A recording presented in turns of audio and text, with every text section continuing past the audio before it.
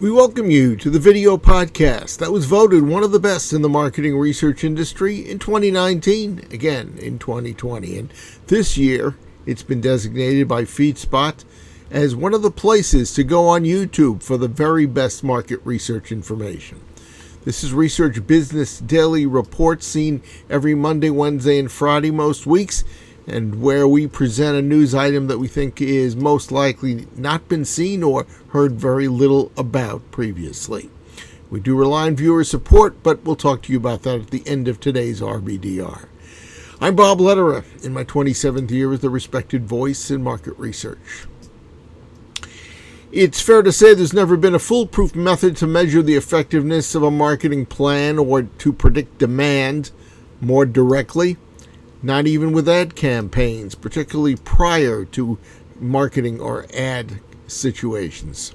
But the newest entry that says it might be able to do a pretty good job at it comes from Stockholm, Sweden, and a fledgling research entry called MyTelescope.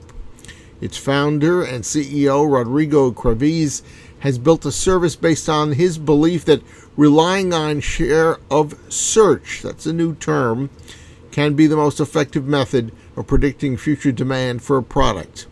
Graviz tells anyone who will listen that combining share of search with sentiment analysis will enable marketers to truly understand demand as well as the effectiveness of their advertising and marketing. We asked Rodrigo in a short interview where his idea first took shape. I spent all my career, started my career in finance, Morningstar. Then I moved into comms, Weber Shandwick, and the IPG group. And when you work in marketing and advertising, it's been hard to find data that you can have access to in real time.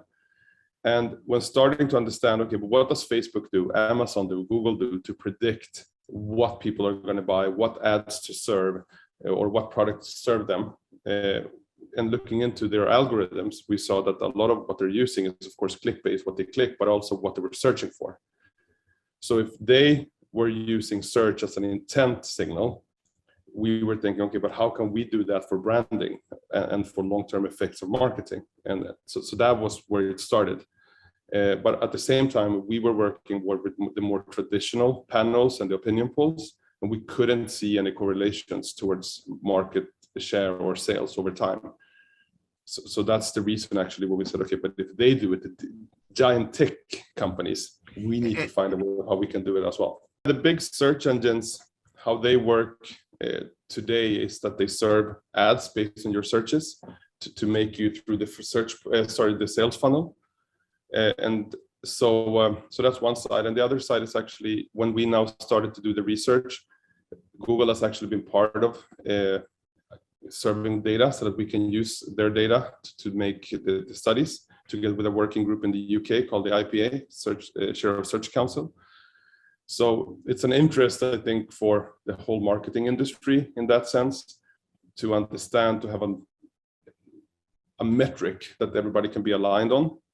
And I think specifically in times like now with high inflation and so on, I think branding is going to become even more important, because what is the first thing most consumers do? They start to look for alternative brands maybe that are a bit cheaper or so on. So branding is going to become even more crucial. And that's why I think search data will play even a more important role, because what is it that you do then? You start to search for alternatives. So you're going to get signals over time, both in the short term, but you will also see the changes in the trend over time.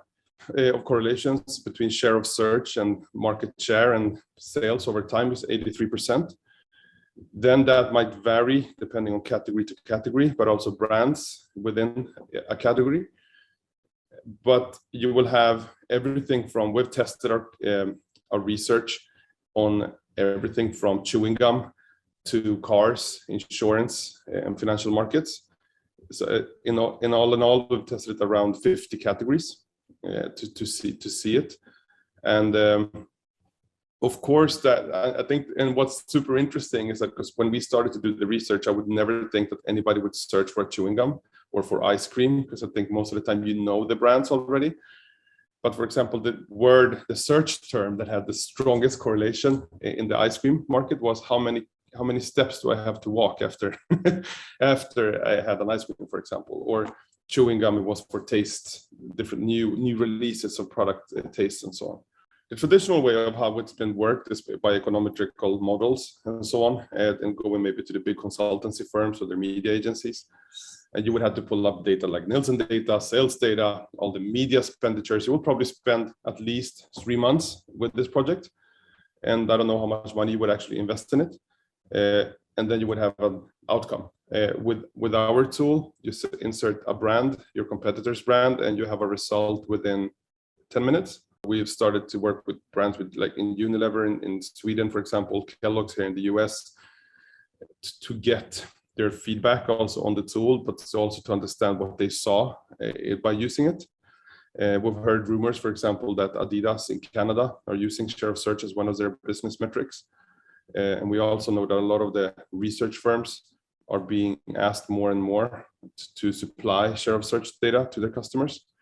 So yeah, so it's been tested, as I said, over 50 categories, and we're seeing more and more large brands using this as one of their metrics for their marketing.